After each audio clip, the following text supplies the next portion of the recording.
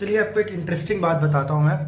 अगर मान लो किसी का घर है जो नेचुरल कैलामिटी के कारण, मतलब कि अर्थक्वेक, फ्लड या फिर लैंडस्लाइड, इनके कारण आपका घर डिस्ट्रॉय हो जाता है, तो इंश्योरेंस कंपनी से आपको जो पैसा मिलती है, क्या वो टैक्सेबल है? जी हाँ, टैक्सेबल है। लेकिन वो कब टैक्सेबल नहीं होगा? जब आपका इंश्योरेंस का अमाउंट उतना ही मिला जितना आपका घर का कॉस्ट है, उतना तक वो टैक्सेबल नहीं है। लेकिन उससे अगर एक्स्ट्रा मिलता है तो वो अमाउंट टैक्सेबल होगा।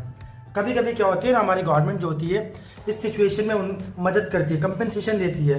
तो गवर्नमेंट से अगर कोई भी पैसा मिलता है उस पर 1 रुपये का भी टैक्स मिल गया। लेकिन अगर इंश्योरेंस कंपनी से आपको पैसा मिल रहा है तो घर का जितना कॉस्ट है उतने तक टैक्स नहीं लगेगा।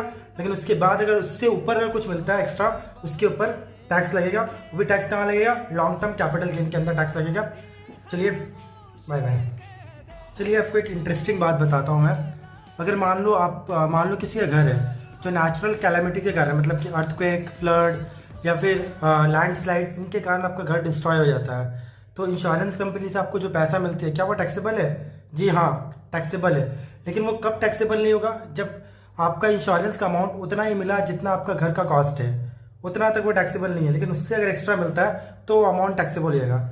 कभी कभी क्या होती है ना, हमारी गवर्नमेंट जो होती है इस सिचुएशन में मदद करती है, कंपनसेशन देती है। तो गवर्नमेंट से अगर कोई भी पैसा मिलता है उस पर 1 रुपये का भी टैक्स मिल गया। लेकिन अगर इंश्योरेंस कंपनी से आपको पैसा मिल रहा है तो घर का जितना कॉस्ट है उतने तक टैक्स नहीं लगेगा।